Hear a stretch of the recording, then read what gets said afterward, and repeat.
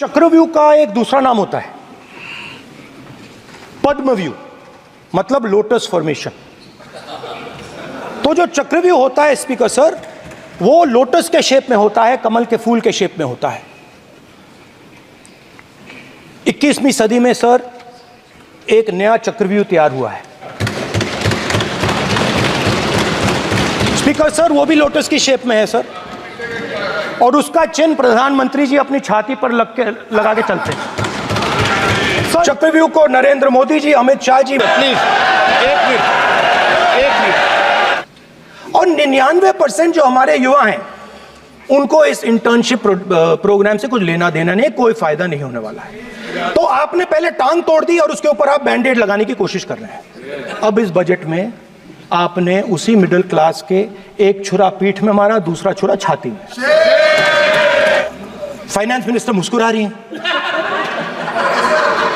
कमाल की बात है, ये हंसने की चीज नहीं है मैडम, ये हंसने की बात नहीं है, ये जाति जनगणना है, ये जाति जनगणना है, इससे देश बदल जाएगा। पहला कदम इंडिया गठबंधन ने ले लिया, पहला कदम इंडिया गठबंधन ने ले लिया। आपके प्रधानमंत्री की कॉन्फिडेंस को हमने उड़ा दिया, मतलब आपके प्रधानमंत्री भाषण में आ ही नहीं पा रहे। और मैं आपको एडवांस में बता देता हूं, मेरे भाषण में कभी नहीं आएंगे सर। मैं अरे जय हिंद दोस्तों। और आज संसद में राहुल गांधी बजट सत्र 2024 के उपलक्ष्य में बोल रहे थे, और बोलते बोलते आज एक कहानी का इस्तेमाल किया, और उस कहानी से बीजेपी को चक्रव्यूह में फंसाने की कोशिश की। जैसा कि आपको हम इस वीडियो में दिखाएंगे कि राहुल गांधी क्या बोले।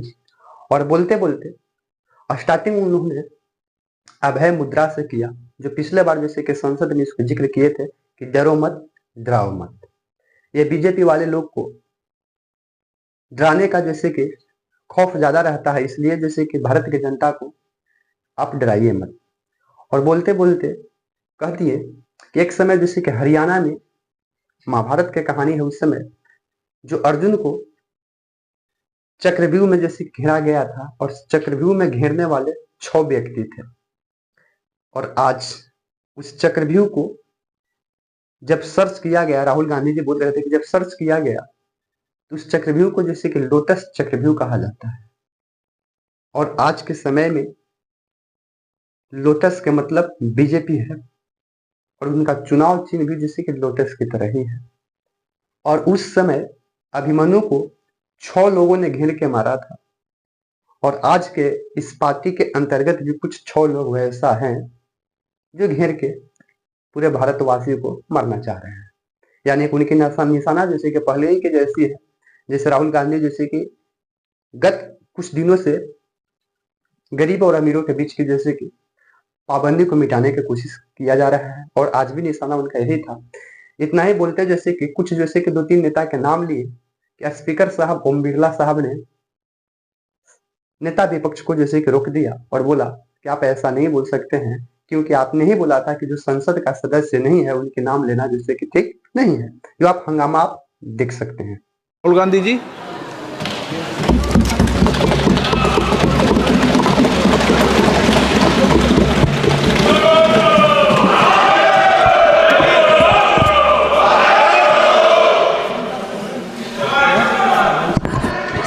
Can I have some water?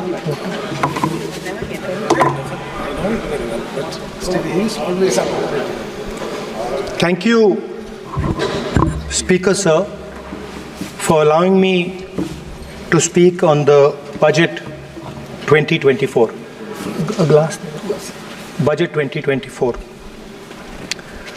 In my last speech, I spoke about some concepts, religious concepts. Shivji's concept of ahimsa, the fact that the trishul is placed behind the back and is not held in the hand. I spoke about the snake on Shivji's neck, and I also said how all religions in our country proposed the idea of non-violence and can be encapsulated in the phrase "Daro mat, darao mat." And I also said that there is an idea beyond the personal, the idea of the Abhay Mudra, that transmits this notion of ahimsa and affection and fearlessness to everybody else. Speaker sir, as I said in my speech, there is an atmosphere of fear. Dar ka mahol hai Hindustan mein, and that fear has pervaded every aspect of our country. My friends are smiling, but they are also scared. They are scared. Sir, मैं आ रहा हूँ sir. Budget है sir, budget पे ही बोल रहा हूँ sir. Sir, you see the problem is, sir, in the BJP only one man is allowed to dream to be Prime Minister.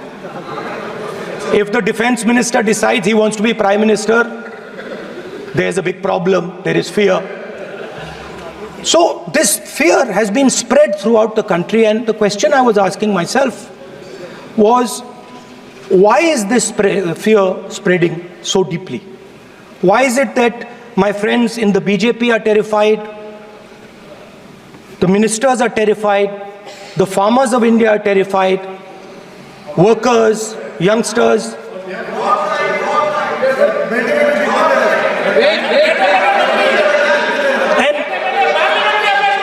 And इसके बारे में मैंने सोचा, काफी सोचा, और एक जवाब मैं प्रपोज करता हूं आज. स्पीकर सर, हजारों साल पहले हरियाणा में कुरुक्षेत्र में एक युवा को, अभिमन्यु को, 6 लोगों ने चक्रव्यूह में मारा था. 6 चक्रव्यूह में फंसाकर मारा था. सर, चक्रव्यूह के अंदर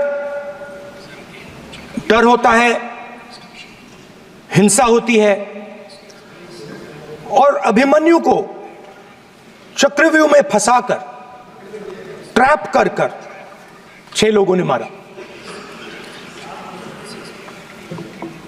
मैंने चक्रव्यूह के बारे में थोड़ी रिसर्च की और पता लगा कि चक्रव्यूह का एक दूसरा नाम होता है पद्मव्यूह, मतलब लोटस फॉर्मेशन. तो जो चक्रव्यूह होता है स्पीकर सर, वो लोटस के शेप में होता है, कमल के फूल के शेप में होता है. 21वीं सदी में सर एक नया चक्रव्यूह तैयार हुआ है स्पीकर सर, वो भी लोटस की शेप में है सर, और उसका चिन्ह प्रधानमंत्री जी अपनी छाती पर लगा के चलते हैं. सर, जो अभिमन्यु के साथ किया गया था, जो अभिमन्यु को चक्रव्यूह में फंसाया गया था, वही हिंदुस्तान के साथ किया गया है. हिंदुस्तान के युवाओं के साथ, हिंदुस्तान के किसानों के साथ, हमारी माताओं बहनों के साथ, स्मॉल बिजनेसेस के साथ, मीडियम साइज बिजनेस के साथ. सर, अभिमन्यु को 6 लोगों ने मारा था. उनके नाम द्रोणाचार्य, कर्णा, कृपाचार्य, कृतवर्मा, अश्वत्थामा और शकुनी. सर, आज भी चक्रव्यूह के बीच में 6 लोग हैं. सर, चक्रव्यूह के बिल्कुल सेंटर में, चक्रव्यूह में हजारों लोग होते हैं सर, मगर उसके बिल्कुल सेंटर में 6 लोग कंट्रोल करते हैं. तो जैसे उस टाइम 6 लोग कंट्रोल करते थे, वैसे आज भी 6 लोग कंट्रोल कर रहे हैं. चक्रव्यूह को नरेंद्र मोदी जी, अमित शाह जी. प्लीज एक मिनट प्लीज. नहीं सब बोलने दीजिए. हाँ, आप बैठिए. माननीय सदस्य, आप संवैधानिक पद पर हैं. आपके कई माननीय सदस्यों ने यहाँ पर मुझे लिख कर दिया है कि जो माननीय सदस्य का सदस्य नहीं है उसका नाम नहीं लें. आपने लिख के दिया है. नो, आपने क्या, आप उसकी पालना करना चाहते हो? स्पीकर सर, गलत. मैं माननीय स्पीकर सर, एक मिनट. Hold on.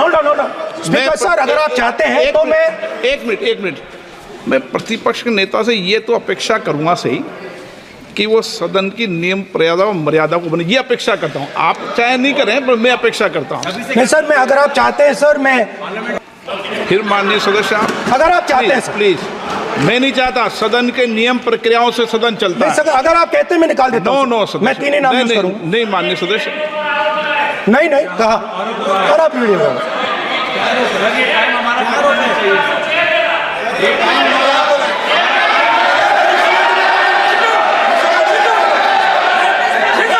आप मत उठिए सब प्लीज, या आप समझाइए उनको। हाँ आप Speaker sir, the Chakravyuh that has captured India has three forces behind it. First is the idea of monopoly capital, that two people should be allowed to own the entire Indian wealth. So one element of the Chakravyuh is coming from the concentration of financial power. The second element, sir, मैं budget को explain कर रहा हूं sir, मैं आ रहा हूं, वहीं आ रहा हूं sir. So one element is financial power. The second element is the institutions, the agencies, CBI, ED, Income Tax Department of this nation, and the third is the political executive. Speaker sir, these three together are at the heart of the Chakravyuh, and they have devastated this country. Speaker sir, my expectation was that this budget would weaken the power of this Chakravyuh, that this budget would help the farmers of this country, would help the youth of this country, would help the laborers, the small businesses of this country. But what I have seen is that this budget, the sole aim of this budget, iski jo niyat hai, it is to strengthen this framework, the framework of big business, monopoly business, the framework of a political monopoly that destroys the democratic structure, and finally the framework of what one can call the deep state or the agencies. And the result of this has been the first पहला काम इस चक्रव्यूह ने क्या किया, जो हिंदुस्तान को रोजगार देते हैं, स्मॉल एंड मीडियम बिजनेसेस हैं, जो करोड़ों युवाओं को रोजगार देते थे, उन पर इस चक्रव्यूह ने आक्रमण किया. कैसे किया? नोटबंदी, जीएसटी और टैक्स टेररिज्म. आप लोग आतंकवाद की बात करते हो. पूरे देश में अगर कोई भी व्यक्ति छोटा बिजनेस चलाता है तो रात को उसको फोन कॉल आता है इनकम टैक्स डिपार्टमेंट से, जीएसटी से, और टैक्स टेररिज्म का वो शिकार बनता है. इस टैक्स टेररिज्म को रोकने के लिए बजट में आपने कुछ नहीं किया है. तो टैक्स टेररिज्म के कारण और ये जो आपकी नीतियां हैं, जो आपने कोविड के समय बड़े बिजनेसेस की मदद की और जो स्मॉल एंड मीडियम बिजनेसेस थे उनको खत्म किया, उसके कारण आज हिंदुस्तान के युवाओं को रोजगार नहीं मिल सकता है. बिल्कुल एक युवा को रोजगार नहीं मिल सकता है. अब फाइनेंस मिनिस्टर बैठी हैं. अब युवाओं के लिए आपने क्या किया? बजट में आपने इंटर्नशिप प्रोग्राम की बात करी और यह शायद एक मजाक है, क्योंकि आपने कहा कि ये इंटर्नशिप प्रोग्राम सिर्फ हिंदुस्तान की 500 सबसे बड़ी कंपनियों में होगा और 99% जो हमारे युवा हैं उनको इस इंटर्नशिप प्रोग्राम से कुछ लेना देना नहीं, कोई फायदा नहीं होने वाला है. तो आपने पहले टांग तोड़ दी और उसके ऊपर आप बैंडेड लगाने की कोशिश कर रहे हैं. मेन मुद्दा आज युवाओं का एग्जाम पेपर लीक है. जहां भी हम जाते हैं, आपने बेरोजगारी का चक्रव्यूह बना दिया इनके लिए, और जहां भी हम जाते हैं वो कहते हैं देखिए बेरोजगारी है मगर पेपर लीक भी होता है। तो आपने एक साइड पेपर लीक चक्रव्यूह, दूसरी साइड बेरोजगारी चक्रव्यूह। पेपर लीक मैं आपको बताता हूं 10 साल में 70 बार हुआ है, अगर आप जानना चाहते हैं। अगर आप जानना चाहते हैं 10 साल में 70 बार हुआ है तो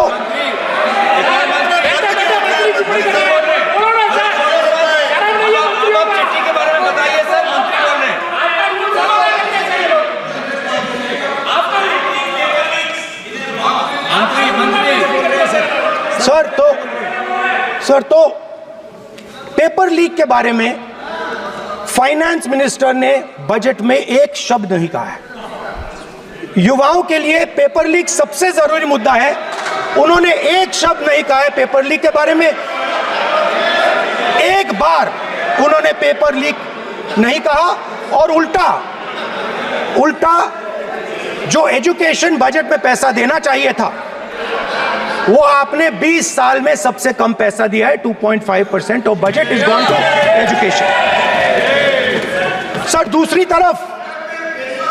तरफ आपने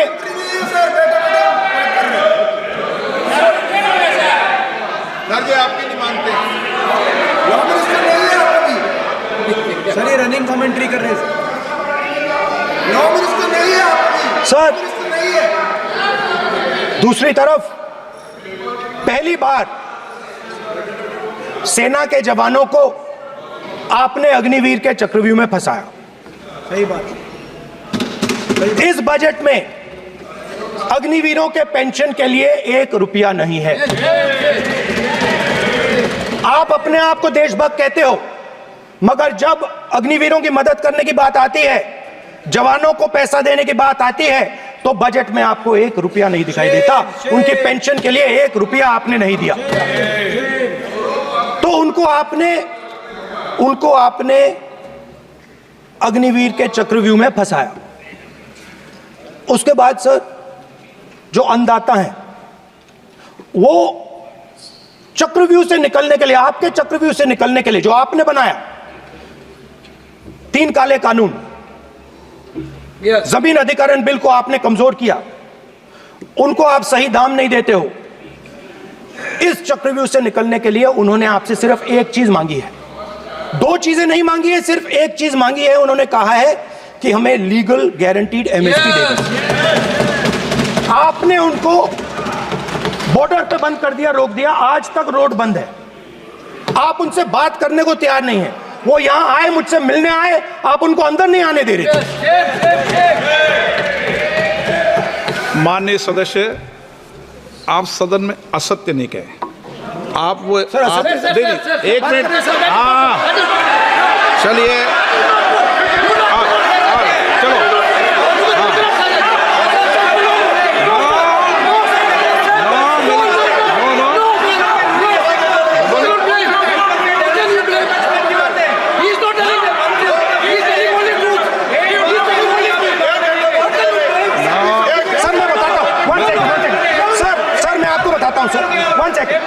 सर मैं आपको फैक्ट बताता हूं सर, जो मुझे एक सेकंड, हाँ बता। मैं आपको फैक्ट बताता हूं, फिर आप मुझे करेक्ट कर दीजिए। स्पीकर सर, फार्मर्स का डेलीगेशन नहीं सर, मैं आपको फैक्ट बताता हूं। पर आपके माननीय सदस्यों को कह दें वो सदन पर आरोप नहीं लगाए। रिपोर्ट से बोलता हूं मैं, बिना रिपोर्ट के नहीं बोलता हूं। बोलिए, उनको बोलने दीजिए, आप बोलने दीजिए उनको, बोले, वो बोले, बताएं, मैं बताऊंगा। Speaker sir 1 second, speaker sir मैं आपको बताता हूं जो मुझे मालूम है। स्पीकर सर मैं आपको बताता हूं, बैठिए। स्पीकर सर हुआ क्या, वहां पे सर मुझसे मिलने एक फार्मर का डेलीगेशन आया। मुझे बताया गया कि फार्मर के डेलीगेशन को अंदर नहीं आने देंगे। मैं उनसे मिलने जब गया तब उनको अंदर आने दिया गया था। सर ये फैक्ट है सर। अब पता नहीं कोई मिसकम्युनिकेशन हुआ, वो अलग बात है, बट फैक्ट ये है कि जब मैं मीडिया के साथ वहां गया तब दरवाजे पार्लियामेंट के, संसद के उनके लिए खुले, उससे पहले वो बंद थे। ठीक है। और ये आप उनसे भी पूछ लीजिए सर। Please, no, please. एक मिनट प्लीज, आपने विषय उठाया इसलिए मैं बोल रहा हूँ। ऐसे तो सदन की व्यवस्थाओं पर सवाल नहीं उठाना चाहिए। किसको आने दें, एक मिनट प्लीज बैठिए, किसको आने दें, किसको अलाउ नहीं करने दें, ये स्पीकर का जुडिक्शन होता है। नंबर एक, जब ये सूचना आई आप मिले, उनसे अंदर मिले, लेकिन उसमें एक सदन की मर्यादा का उल्लंघन हुआ कि कभी भी सदन में माननीय सदस्य के अलावा दूसरा कोई व्यक्ति बाइट नहीं दे सकता। और हाँ, और आपकी मौजूदगी में बाइट दी, ये क्लियर करना चाहता हूँ। सर ये टेक्निकलिटी है सर, ये मुझे मालूम नहीं थी। कोई बात नहीं। बट सर प्लीज नो, माननीय यहाँ पे हीरोइंस आके बाइट दे रही है सर। आप मत बोलिए, आपके नेता बोल रहे हैं। तो स्पीकर सर, जब महिला आरक्षण आया था तो ये आपको बेटे बेटे स्पीकर कमेंट्री सर, हम करने का चाहते अधिकार थे। है। माननीय प्रतिपक्ष के नेता आपके बेटे बेटे सदस्य कमेंट्री कर रहे हैं, फिर वो कहते हैं कि लोग क्यों कमेंट्री कर स्पीकर रहे सर, हैं। हम चाहते थे, हमारा एक्सपेक्टेशन था कि जो अन्नदाता है, जो सरकार से सिर्फ एक चीज मांग रहा है, लीगल गारंटीड एमएसपी, हमें लगता था कि ये कोई बड़ा काम नहीं है सर, ये इतना बड़ा काम नहीं है। हमें लगता था कि अगर सरकार बजट में इसका प्रोविजन कर देती, अगर बजट में इसका प्रोविजन कर देती, तो जो हमारे किसान हैं जो चक्रव्यूह में, आपके चक्रव्यूह में फंसे हैं, वो निकल पाते। ये हमारी थिंकिंग थी, मगर आपने नहीं किया। तो मैं यहां इंडिया गठबंधन के तरफ से गारंटी देता हूं कि हम ये काम करके दिखा देंगे। जो आपने अपने बजट में नहीं किया, वो मैं हिंदुस्तान के सब किसानों से कहना चाहता हूं, गारंटीड लीगल एमएसपी हम इस सदन में पास करके आपको देंगे। स्पीकर सर, जो मिडिल क्लास है सर, वो प्रधानमंत्री को, अच्छी बात बोल रहा हूं,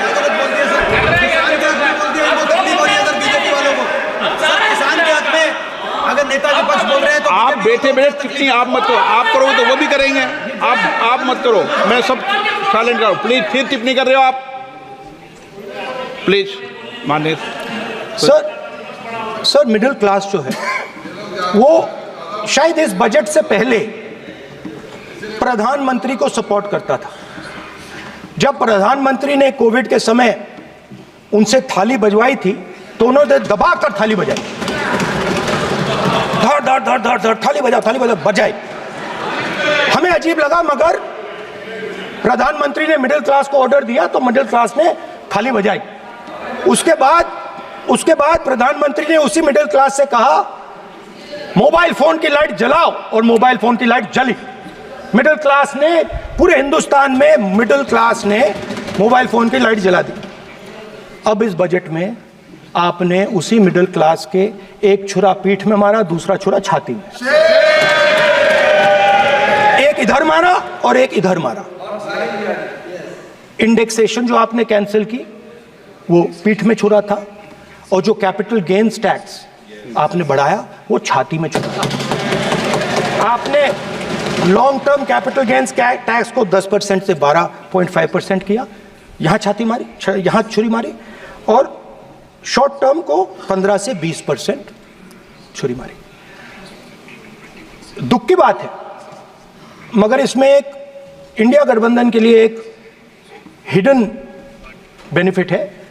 मिडिल क्लास अब आपको छोड़ने जा रही है और इस साइड आ रही है।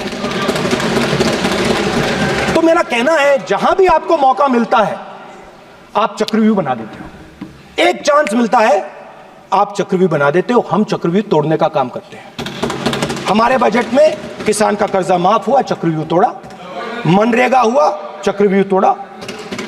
तो हम चक्रव्यूह तोड़ने का काम करते हैं, आप चक्रव्यूह बनाने का काम करते हो। आप चाहते हो कि हिंदुस्तान छोटे छोटे खांचों में रहे, और हिंदुस्तान के गरीब लोग सपना ना देख पाए। सिर्फ अरे क्या सर मैं सर कैसे बोलूं सर? माननीय सदस्य, एक मिनट सर माननीय सदस्यगण, आपके उपनेता मुझे लिखित में पत्र देके गए हैं कि कोई भी माननीय सदस्य जो इस सदन का सदस्य नहीं उसके बारे में टिप्पणी ना करें। लिखित में देखे गए, इसलिए आपको स्पीकर सर आप बैठ जाइए। स्पीकर सर, तो अगर सर मैं आपसे सवाल पूछना चाहता हूं। मेरे से सवाल मत नहीं पूछ सकते आप। Sorry sir. सर तो सर मैं फिर मैं सर 3 और 4 कह देता हूं उनको। 3 और 4 ठीक है सर? अब नाम नहीं ले सकता तो कुछ तो कहना पड़ेगा सर। 3 और 4 कह देता हूं, कोई और नंबर आपके देना। माननीय सदस्य को बता दें क्यों लिख के चिट्ठी गए मुझे। सर, हरियाणा के पूर्व मुख्यमंत्री पर जब इस प्रकार के आक्रमण करते हैं, हरियाणा के पूर्व मुख्यमंत्री के संदर्भ पर हमको आपने चिट्ठी भेजी। एक पूर्व मुख्यमंत्री को आप 2 उद्योगपति से जोड़ना चाहते हैं, एक किसान नेता जो हरियाणा के, आज उन पर जब आपको अलाउ किया है क्या? उद्योगपति के साथ जोड़ना चाहते हैं, ये है सदन की मर्यादा। आप हरियाणा के आप ये चिट्ठी मुझे लिख के गए हैं, उसकी मर्यादा का ये आपको बोलने नहीं दे रहे, ये आपको बोलने दे रहे। आपसे मेरी ये अपेक्षा है आपसे। आप सदन, एक मिनट प्लीज। आप सदन के नेता, सदन के आप प्रतिपक्ष के नेता हैं। ये सदन की अपेक्षा रहती है कि हम सदन का डेकोरम, डिसिप्लिन और उसको बढ़ा के रखें। स्पीकर सर, इसलिए आप जो विषय रखें वो नियम प्रक्रिया में रखें। स्पीकर सर मगर मैं ये कैसे कहूं, इन लोगों के इनका इंडिकेशन कैसे दूं मैं सर? आप मुझे बता दीजिए सर, कोई दूसरा तरीका हो सर, नाम नहीं लेने हो तो कोई और तरीका दे दीजिए सर। अच्छा, एक मिनट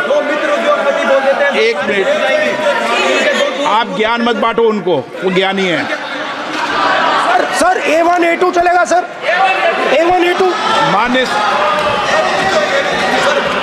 माननीय प्रतिपक्ष के नेता, मैं आपसे फिर अपेक्षा कर रहा हूं कि आप कम से कम नियम प्रक्रियाओं की पालना करेंगे। सदन में आप प्रतिपक्ष के नेता हैं, ये अपेक्षा। Sir how PM is speaking, Home Minister speaking, you are not telling this. You are only advising LOP, sir. How can it be? How can it be, sir? How can it be?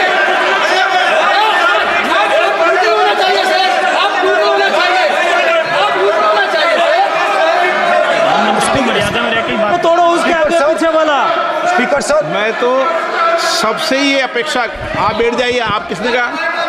Please बैठिए। Point of order जानते हो? Point of order क्या होता है? Please बैठो।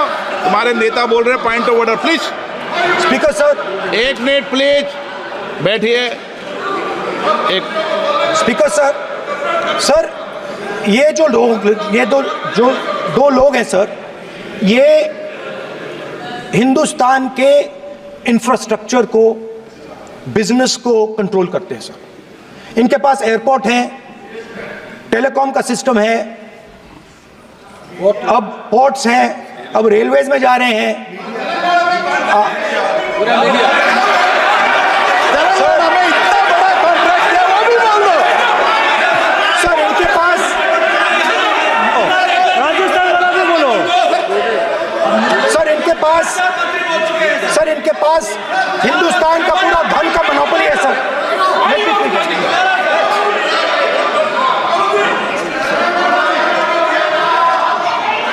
Sir इनके पास हिंदुस्तान के धन की मोनोपोली है। तो सर मैं समझ नहीं पा रहा हूं इनके बारे में मैं इंडिकेट कैसे करूं? इनके बारे में बोलना तो पड़ेगा सर। अगर आप हमें कहो कि इन दोनों के बारे में आप बोल ही नहीं सकते तो वो तो हमारे लिए एक्सेप्टेबल ही नहीं है सर। हमें तो बोलना है। अब आप चाहते हो कि नाम ना ले तो कोई और सिस्टम दे दीजिए हमें। आपको संसदीय कार्य मंत्री जी, please No, no, I'm not giving. I'm not yielding. I'm not yielding. I'm not yielding. I'm not yielding. Sit down. I'm not yielding. I'm not yielding. Sit down. I'm not yielding. प्रधानमंत्री को I'm not yielding. Rajya Sabha बोले दिया, लोकसभा बोले दिया। I'm not yielding. Sit down. I'm not yielding. बातें करते हैं। Parliamentary proceedings का रूल नहीं मानते हैं आप। स्पीकर को चैलेंज करते हैं आप। आपको नियम मालूम नहीं है। इस सदन का सदस्य होने के नाते नियम जानना जरूरी है। नेता प्रतिपक्ष को सदन का नियम के बारे में पता नहीं है, ये बहुत दुख की बात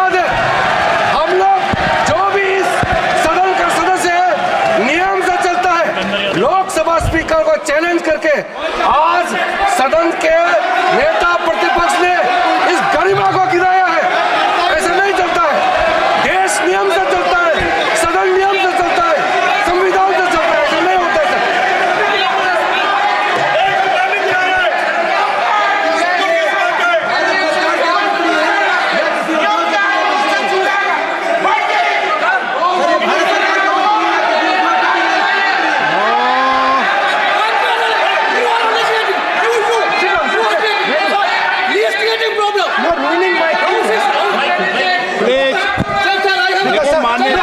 माननीय प्रतिपक्ष के नेता आपके सदस्य आपको नहीं बोलने देना चाहते। डिस्टर्बेंस वो कर रहे हैं। सर आई अंडरस्टैंड सर, बैठ के टिप्पणी कर रहे हैं। सर, मैं समझता एक हूं। मिनट, वो बैठ कर टिप्पणी कर रहे हैं, कोई सदस्य खड़ा है, यही आपको डिस्टर्बेंस कर रहे हैं सबसे ज्यादा। सर राहुल गांधी जी प्लीज, आपको नहीं बोलना है, please Rahul Gandhi. Speaker sir, मैं बात समझता हूँ। प्लीज एक मिनट प्लीज। स्पीकर सर, मैं समझता हूँ मंत्री जी को रक्षा करनी है, मैं समझता हूँ। No problem. वो सर ऊपर से ऑर्डर आया है सर, सर ऊपर से ऑर्डर आया है सर, मैं समझता हूँ। मैं इस पर कोई टिप्पणी नहीं करूंगा। Sir he is permitted. Sir, he is permitted to defend them, sir. It is a democracy, sir. He can defend them. We allow him to defend them, sir. ऐसा होता है क्या? A1 and A2, sir. आपके Happily, sir. मान्य आपके सदस्य आज बैठे बैठे बहुत टिप्पणी कर रहे हैं और उठ रहे हैं। सबसे ज्यादा आप उठ रहे हैं, सबसे ज्यादा टिप्पणी आप कर रहे हैं। कोई नियोजित तरीके से आए हैं क्या आप? नो, मानिए। So we are happy, sir. If the minister is protecting A1 and A2, sir, it helps us only, sir.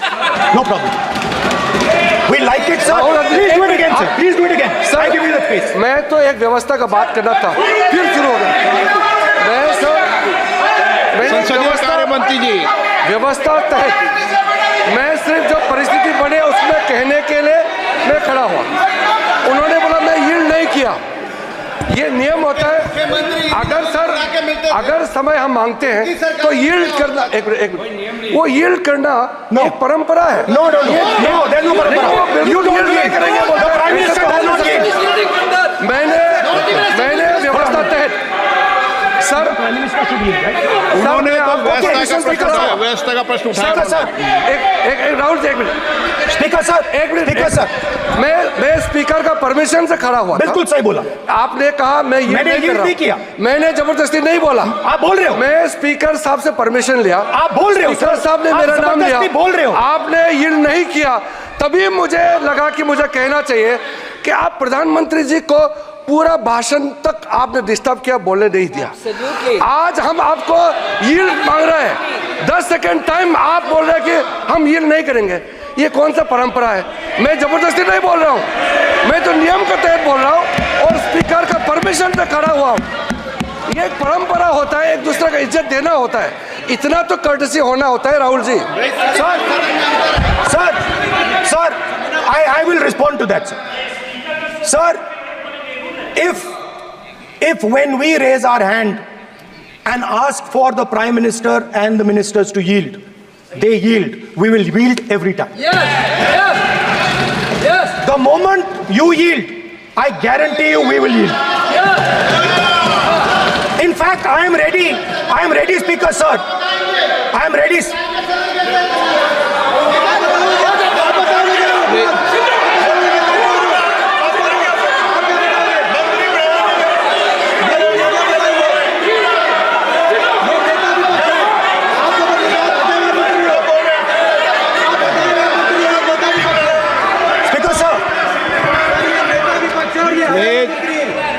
देखिए, आप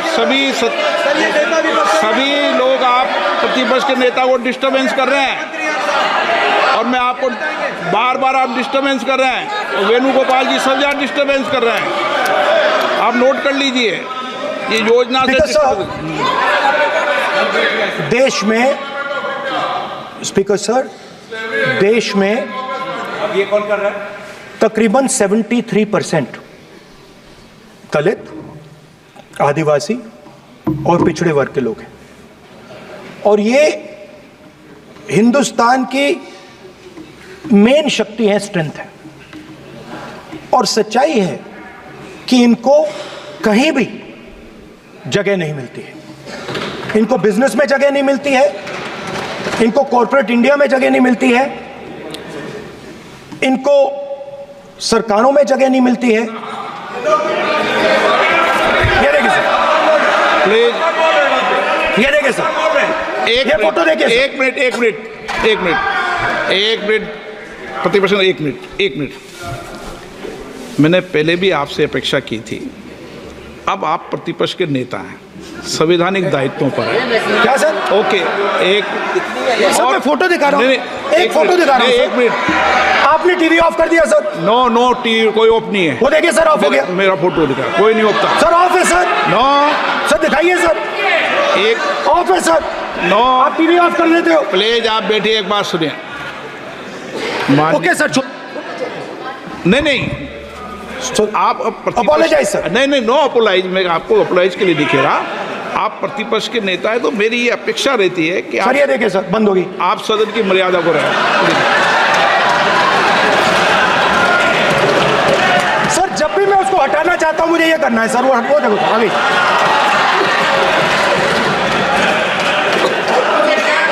क्या डर रहे हैं सर फोटो से? शिव जी के फोटो से डरते हैं सर, इस फोटो से डरते हैं अभी। पोस्टर नहीं आने दूंगा, गलत तरीका है ये, नहीं आने देंगे, पोस्टर नहीं लगाने देंगे सदन में। सर फोटो गलत तरीका है सर। नो सर फोटो दिखाना गलत नहीं है सर। आपकी परमिशन लेके परमिशन नहीं है आपकी। सर मैं ये फोटो दिखाना चाह रहा हूं, नियम के तहत नहीं सर मैं समझाना चाह रहा हूं। नियम के तहत परमिशन नहीं है माननीय। अच्छा सर मैं ये फोटो समझाना चाह रहा हूं सर। इसमें ये जो बजट का जो हलवा है सर, ये बट रहा है। और इस फोटो में सर मुझे एक ओबीसी अफसर नहीं दिख रहा, एक आदिवासी अफसर नहीं दिख रहा, एक दलित अफसर नहीं दिख रहा मुझे। ये हो क्या रहा है सर? सर देश का हलवा बट रहा है सर, और इसमें 73% का एक है ही नहीं सर। ये आप लोग हलवा खा रहे हो और बाकी देश को हलवा मिल ही नहीं रहा है। ठीक है सर, 20 अफसरों ने बजट को तैयार किया, हमने पता लगाया है। 20 अफसर, शांत हो जाइए प्लीज सर। 20 अफसरों ने, उनके नाम मेरे पास है, अगर आप नाम चाहते मैं दे दूंगा। 20 अफसरों ने हिंदुस्तान का बजट तैयार किया है। मतलब हिंदुस्तान का जो हलवा है 20 लोगों ने बांटने का काम किया है। अब स्पीकर सर, उन 20 लोगों में से 90% लोगों में से सिर्फ 2 हैं, एक माइनॉरिटी और एक ओबीसी। और इस फोटो में एक भी नहीं है। मतलब फोटो में आपने पीछे कर दिया, फोटो में तो आने नहीं दिया आपने, कोई नहीं आ सकता। और मैं चाहता था कि बजट में जाति जनगणना की बात उठे, जो पूरा देश चाहता है। 90% हिंदुस्तान जाति, 95% जाति जनगणना चाहता है। कौन चाहते हैं? दलित चाहते हैं, आदिवासी चाहते हैं, पिछड़ा वर्ग चाहता है, गरीब जनरल कास्ट के लोग चाहते हैं, माइनॉरिटी चाहते हैं, सब चाहते हैं। क्योंकि सब लोगों को यह पता लगाना है कि हमारी भागीदारी कितनी है, हमारी हिस्सेदारी कितनी है। मगर सर मैं देख रहा हूं सर, सरकार हलवा बांटती जाती है, और बांटता कौन है? वही 2-3% लोग, और बंटता किसको है? वही 2-3% लोग। और बाकी हिंदुस्तान, 90% हिंदुस्तान देख। फाइनेंस मिनिस्टर मुस्कुरा रही हैं, कमाल की बात है। ये हंसने की चीज नहीं है मैडम, ये हंसने की बात नहीं है, ये जाति जनगणना है, ये जाति जनगणना है। इससे देश बदल जाएगा।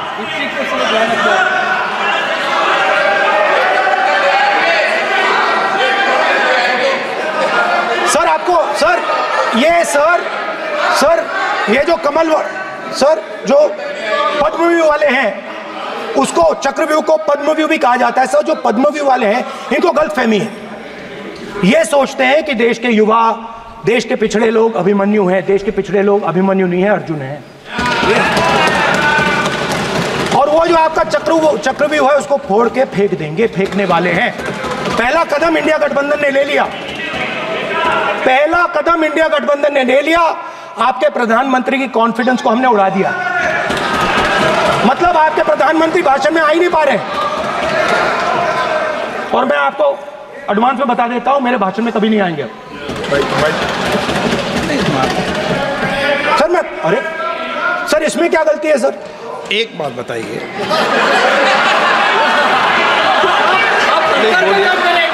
सर तो जो पद्मवी वाले लोग हैं सर, जो कमल फॉर्मेशन वाले लोग हैं, उनको हिंदुस्तान का नेचर नहीं समझ आया। हिंसा, नफरत हिंदुस्तान का नेचर नहीं है, चक्रव्यूह हिंदुस्तान का नेचर नहीं है। हिंदुस्तान का नेचर अलग है। हिंदुस्तान के नेचर के बारे में अब मैं आपको बनाना चाहता हूं। हर धर्म में चक्रव्यूह के खिलाफ फॉर्मेशन होता है, हर धर्म में। माननीय सदस्य, आप जानते हो हिंदू धर्म में चक्रव्यूह का ऑपोजिट क्या होता है, जानते हो आप चेयर को एड्रेस। मैं बताता हूं सर। शिव की बारात होती है सर, शिव की बारात में कोई भी आ सकता है, किसी भी धर्म का कोई भी व्यक्ति आ सकता है, बारात में आ सकता है, नाच सकता है, गा सकता है, अपना सपना देख सकता है। सर, गुरु नानक जी, सिखों की बात करी जाए तो सेवा करने से किसी को नहीं रोका जा सकता है, लंगर से किसी को बाहर नहीं फेंका जा सकता है। सर, इस्लाम में कोई भी मस्जिद में आ सकता है, चर्च में कोई भी घुस सकता है, संघा में कोई भी आ सकता है सर, मगर इनके चक्रव्यूह में सिर्फ 6 लोग हैं सर। तो ये लड़ाई शिव की बारात और चक्रव्यूह के बीच में है। हम चक्रव्यूह तोड़ते हैं, हम चक्रव्यूह तोड़ने का काम करते हैं। मनरेगा, हरी क्रांति, आजादी, कॉन्स्टिट्यूशन, ये चक्रव्यूह को तोड़ने के काम हैं। इससे देश में खुशी आती है, डर मिटता है, कॉन्फिडेंस आती है। आप पद्मव्यूह चक्रव्यूह बनाने का काम करते हो।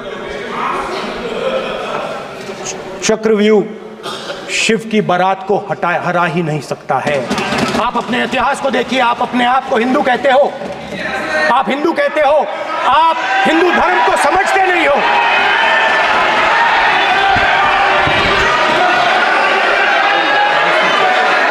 आप चक्रव्यूह बनाने वाले लोग हो। आपका हिंदू बोगस। स्पीकर सर, तो अंत में मैं ये कहना चाहता हूं, अब शांत हो जाए, खत्म कर रहा हूं सर, घबराइए मत, डरो मत।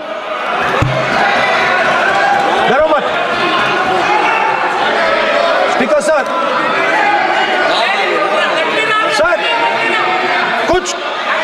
कुछ महीने पहले सर, मैं जो आपने चक्रव्यूह, स्पीकर सर, जो चक्रव्यूह बनाए गए हैं, नहीं, कोई अपमान नहीं किया, मैंने कोई अपमान नहीं किया, मैं कर नहीं सकता कभी, जिंदगी भर मरने तक मैं अपमान नहीं कर सकता। क्या बात कर रहे हो आप, क्या बात कर रहे हो सर?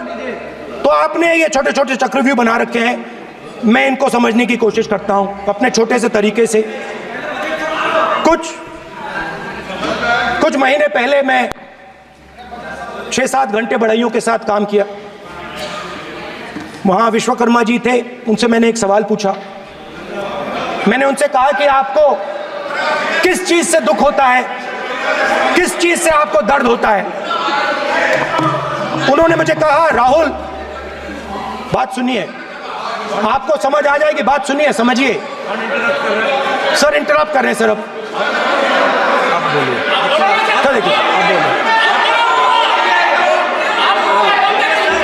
आप इतना इंटरप्ट करते हो और बोलते हो बेटे आप तो पूरे भाषण में बेल में आ जाते हो, सवाल करते हो इंटरप्ट करने का। स्पीकर सर, तो मैंने विश्वकर्मा जी से पूछा कि आप यहाँ सालों से बढ़ाई का काम कर रहे हो, आप सालों काम पूरे देश में अगर आप देखोगे मिलेंगे, ढूंढो। आपको अपने घर में नहीं मिलेंगे, पूरे देश में मिलेंगे, ढूंढो आप जाके। उनका जवाब नहीं।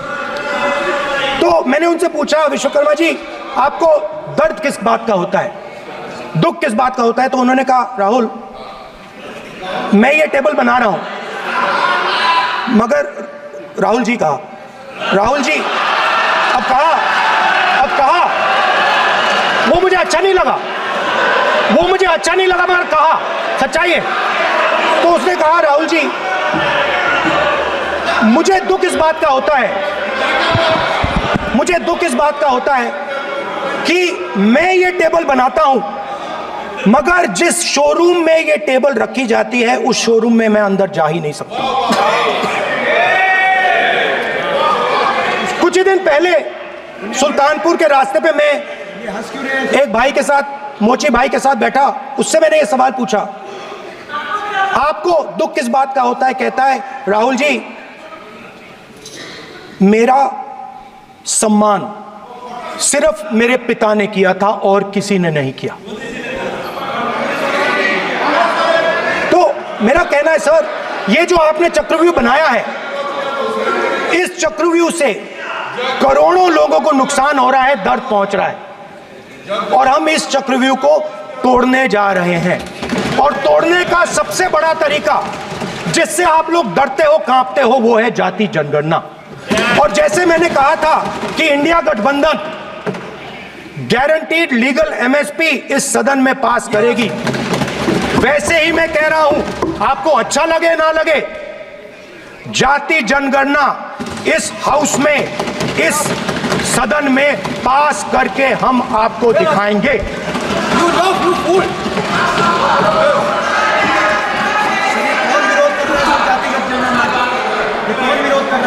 क्यों बैठे बैठे टिप्पणी कर रहे हो आप?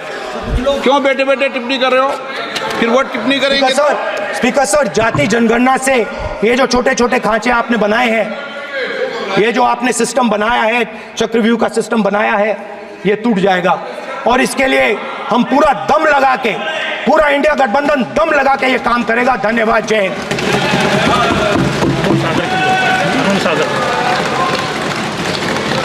राजनाथ सिंह जी। अध्यक्ष महोदय, नेता प्रतिपक्ष ने बजट के संबंधित जो भी भ्रांतियां पैदा की हैं, जब बजट से संबंधित जवाब देने के लिए वित्त मंत्री जी खड़ी होंगी तो उन भ्रांतियों को लेकर जो भी क्लैरिफिकेशन देना है, जो कुछ भी देश को संदेश देना है, वो अपनी तरफ से संदेश देंगी। क्योंकि मैं मानता हूं कि कई भ्रांतियां बजट को लेकर पैदा की गई हैं, लेकिन देश की सीमा की सुरक्षा जिन बहादुर जवानों के हाथों में रहती है, सेना के जवानों में, यह इतना संवेदनशील मुद्दा है इस देश की सुरक्षा का। और सेना से जुड़े हमारे अग्निवीर के जवानों को लेकर जो देशवासियों को गुमराह करने की कोशिश की जा रही है, उस संबंध में मैं कहना चाहता हूं अध्यक्ष महोदय, जब भी आपका आदेश होगा इस सदन के समक्ष मैं पूरी तरह से अपना अग्निवीरों को लेकर स्टेटमेंट देने को तैयार हूं। विष्णुदत्त शर्मा। हाँ, क्या आपने अपनी बात खत्म कर दी ना? सर जवाब देना सर। आपने कहा सर जवाब देना सर। आपने कहा उन्होंने कुछ नहीं बोला, उन्होंने आपके शब्दों को बोला कि स्पीकर सर, एक मिनट, मेरा नाम लिया सर। हाँ, तो मैं बोलने दूंगा आपको। एक मिनट। अग्निवीर पे विषय पर उन्होंने कहा कि मैं सारे विषय पर चर्चा करने को तैयार हूं, ये काम। सर, डिफेंस मिनिस्टर ने कहा कि मैंने अग्निवीर की बात उठाई। सर, पहले भी डिफेंस मिनिस्टर ने कहा था कि शहीद अग्निवीर परिवारों को कॉम्पनसेशन दिया गया है, और उन्होंने कहा, हाउस में कहा कि 1 करोड़ रुपया कॉम्पनसेशन दिया गया है, मगर सर वो गलत था।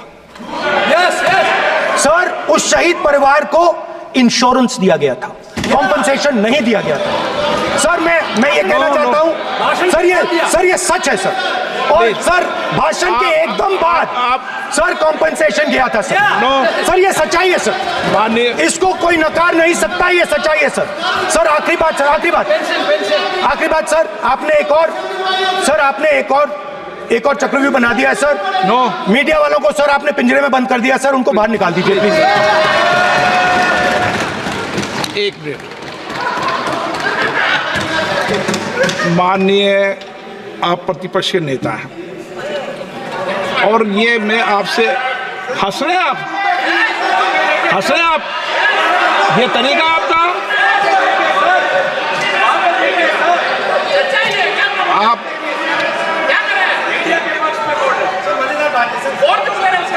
बैठे बैठे टिप्पणी नहीं करें। नो, आपने माननीय प्रतिपक्ष के आप नेता हैं, मैं आपसे ये अपेक्षा करता हूं कि आप नियम प्रक्रिया को पूरा पढ़ ले पहले एक बार। मुझे अच्छा लगेगा आप नियम प्रक्रिया को पढ़ लें। कभी भी सदन के मामले के अंदर कभी भी कोई माननीय सदस्य टिप्पणी नहीं कर सकता। यह व्यवस्था अध्यक्ष की होती है, ठीक है ना? ये अध्यक्ष व्यवस्था की। हाँ हाँ बोलिए, आप मुझसे तो बोलिए ना। एक सेकंड। हाँ हाँ एक सर बेचारे, हाँ सर बेचारे, सर मीडिया वाले हैं सर। बेचारे नहीं है वे, बेचारे शब्द बोलो उनके लिए। सर नॉन बेचारे मीडिया वाले हैं सर। नो बेचारे नहीं, नॉन बेचारे सर, नॉट बेचारे मीडिया वाले हैं सर। हाँ सर नॉट बेचारे। एक मिनट, आप मैं बैठा हूँ ना, वह आप आसन पे बात कर रहे हो तो आसन को बात करने दो। नो मैं बताऊँ सर, नॉट बेचारे मीडिया वालों ने कहा है सर कि प्लीज, उन्होंने मुझसे कहा है कि आपसे हाथ जोड़कर कहें कि उनको निकलने दें, क्योंकि वो बड़े डिस्टर्बेंस है। एक मिनट प्लीज, एक मिनट, सदन के नेता हैं आप, प्लीज आपको बैठे बैठे बोलने की टिप्पणी नहीं की। सदन के बैठे बैठे टिप्पणी मत कीजिए आप, प्लीज। सदन के अंदर मैंने पहले भी कहा कि आप नियम प्रक्रिया को पूरा अध्ययन कर लें। सदन की किसी भी व्यवस्था के मामले के अंदर आप प्रतिपक्ष के नेता हैं, आप मुझे चेंबर में आके मिले, कोई परेशानी हो, किसी को अलाउ नहीं किया हो, कोई बात हो तो हमें बताएं, ठीक है ना? लेकिन सदन की, आप अब बैठ जाइए, सदन के अंदर सदन की व्यवस्थाओं पर प्रश्न नहीं उठाएं, ये आपसे अपेक्षा मेरी, प्लीज। नो, हो गया, ठीक। विष्णुदत्त शर्मा